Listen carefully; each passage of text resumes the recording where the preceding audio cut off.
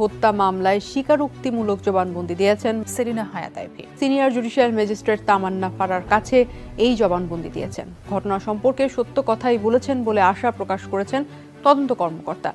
নারায়ণগঞ্জের সিদ্ধিরগঞ্জে 2টি হত্যা মামলা এবং একটি হত্যা চেষ্টা মামলায় সাবেক মেয়র সেলিনা হায়াত আইভীকে ফাঁসিতে ঝুলিয়ে মৃত্যুদণ্ডের রায় দিয়েছেন আদালত। নারায়ণগঞ্জ জেলা এবং দায়রা জজ আদালতের বিচারক শামীম আজাদের আদালতে 3 মামলার শুনানি হয়। রাষ্ট্রপক্ষের আইনজীবীরা জানিয়েছেন, একটি হত্যা মামলায় 2 দিনের রিমান্ডে গুরুত্বপূর্ণ কিছু তথ্য দিয়েছেন আইভী। নারায়ণগঞ্জের সজল হত্যা মামলায় সাবেক মেয়র ডাক্তার সেলিনা হায়াত আইভীর 2 দিনের রিমান্ড মঞ্জুর করেছেন আদালত। একই সঙ্গে ফতুল্লার একটি হত্যা চেষ্টা মামলায় তাকে ট্রেন অ্যারেস্টের নির্দেশ দেওয়া হয়েছে। ওসমান পরিবারের বিরোধিতা করে হন জনপ্রিয়, তবে ছাত্র জনতা দমনে মিলে যান শামীম ওসমানের সাথে। বলছি নারায়ণগঞ্জ সিটি কর্পোরেশনের পদচ্যুত মেয়র সেলিনা হায়াত আইভীর কথা, যিনি সিটি কর্পোরেশনে চালাতেন স্বেচ্ছাচারিতা। বড় বড় প্রকল্পে দুর্নীতির অভিযোগ তার বিরুদ্ধে। তার মদদে দখলবাজিতে জড়িয়েছে পরিবারের সদস্যরা। হাসিনা বিরোধী আন্দোলনে আইবিও তো হাসিনার পক্ষে অবস্থান করে ব্যাপকভাবে ভূমিকাই রেখেছে। সে নজরুল ইসলাম বাবু, সে আইবি, তারা মিলে একটা সিন্ডিকেট হয়ে কাজ করেছে। শামীম ওসমানরা একটা সিন্ডিকেট হয়ে কাজ করেছে। এই তো ডিফারেন্স কোথায়? কোনো ডিফারেন্স নেই তো।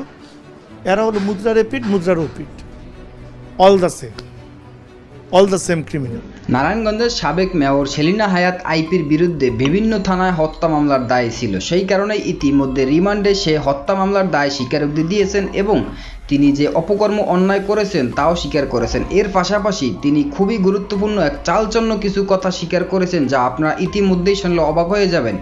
এবং আমাদের বাংলাদেশ আইন অনুযায়ী হত্যা মামলার দায়ের আসামির সর্বোচ্চ শাস্তি হয়েছে ফাঁসি। সেই কারণে ইতিমধ্যে এই সাবেক মেয়র সেলিনা হায়াত আইভীর বর্তমানে ফাঁসি হতে চলেছে। কারণ এই সাবেক মেয়র সেলিনা হায়াত আইভী তিনি ক্ষমতায় থাকা অবস্থায় নিজের ক্ষমতা অপব্যবহার করে সমস্ত জায়গায় তাসের রাজত্ব করেছিল। সেই কারণেই ইতিমধ্যে এদেশের জনগণ এই সেলিনা হায়াত আইভীর সর্বোচ্চ শাস্তির দাবি করেছেন ফাঁসি। হ্যাঁ দর্শক, আজকের ভিডিওতে দেখবেন সে বিষয়। তার আগে ভিডিও অন করে যারা সাবস্ক্রাইব করেছেন তাদেরকে ধন্যবাদ, আর যারা এখনও সাবস্ক্রাইব করেন তাদের কাছে অনুরোধ সাবস্ক্রাইব করে আজকে সম্পূর্ণ ভিডিও না টেনে একটা লাইক দিয়ে দিতে থাকুন, তাহলে ভিডিওর মূল্য অবশ্য বুঝতে পারবেন। তো দর্শক চলুন কথা না পারে আজকে সম্পূর্ণ ভিডিও আমরা না টেনে একটা লাইক দিয়ে দেখে আসি। হাসিনা বিরোধী আন্দোলনে আইবিও তো হাসিনার পক্ষে অবস্থান করে ব্যাপকভাবে ভূমিকাই রেখেছে। সে নজরুল ইসলাম বাবু, সে আইবি, তারা মিলে একটা সিন্ডিকেট হয়ে কাজ করেছে। শামীম ওসমানরা একটা সিন্ডিকেট হয়ে কাজ করেছে। এই তো ডিফারেন্স কোথায়? কোনো ডিফারেন্স নেই তো। এরা হলো মুদ্রার এপিট, মুদ্রার ওপিট, অল দ্য সেম ক্রিমিনাল। যদিও অন্য দলের প্রার্থীদের জন্য মাঠের পরিস্থিতি ছিল ভিন্ন।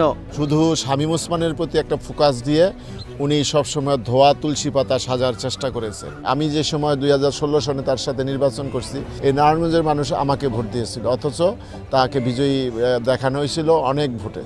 তো এটা তো গত বছরগুলোতে শেখ হাসিনার আমলে নির্বাচনটা কি হয়েছে সেটা তো জানেন।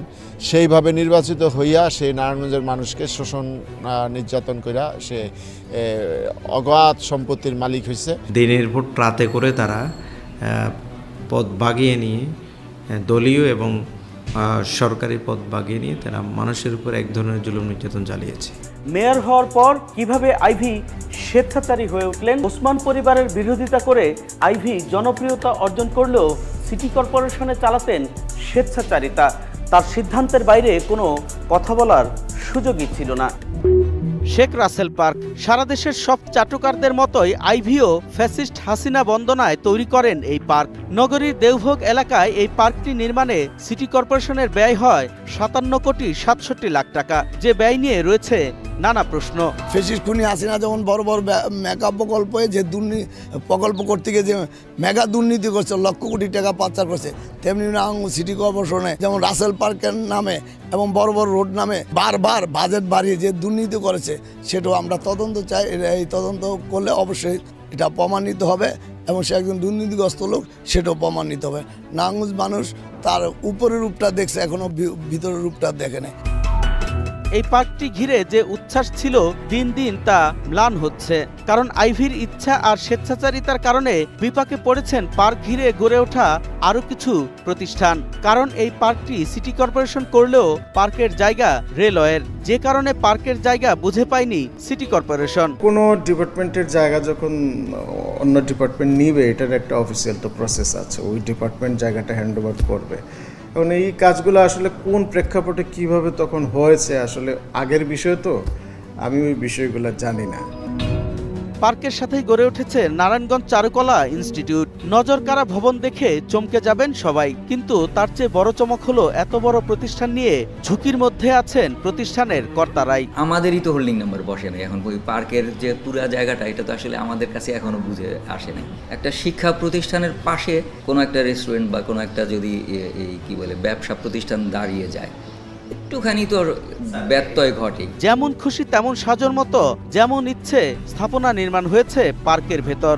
জনগণের জন্য সারাক্ষণ উন্মুক্ত না থাকলেও বাণিজ্যিক কার্যক্রম চলে জোরে সোরেই। বাণিজ্যিক এসব প্রতিষ্ঠানে জড়িয়ে আছেন আইভির ঘনিষ্ঠজনরা। আমি এত টাকা ইনভেস্ট করলাম, দেখা যাচ্ছে হঠাৎ করে যদি কোনো একটা সরকারি একটা হয়, আমি কিন্তু কোথাও গিয়ে ক্লেম করতে পারবো না, মানে আমি ক্লেম করার কিন্তু আমি তো ভাড়াটিয়া। অবৈধভাবে অনেকগুলো স্থাপনা নির্মাণ করে সেখান থেকে খবর আছে যে উনি এখনো পর্যন্ত ভাড়া নিচ্ছেন জেলে বসেও। পার্ক ঘিরে গড়ে উঠেছে আরো কিছু প্রতিষ্ঠান। আইভির ঘনিষ্ঠতার খাতিরে এখনো দাপুটে আচরণ কমেনি অনেকের। বলছেন সরকারি জমি নাকি আইভির মাধ্যমে কিনে নিয়েছেন তারা। যে জায়গাটা এটা আমাদের মেয়র, সিটি কর্পোরেশন তদানীন্তন কর্তৃপক্ষ আমাদের ওইখান থেকে জায়গাটা রিপ্লেস করে আমাদের এই দিকে দিচ্ছে, যেটা আমাদের খরিদকৃত জায়গা। এবং সিটি কর্পোরেশন বস্তি ব্যাঙ্গে যে পার্ক করছে, এই পার্কের লাগোয়ে আমাদের এই জায়গাটা। যদিও সংবাদ সংগ্রহ করতে গিয়ে বাধার মুখে পড়ে 21-এর চোখের টিম।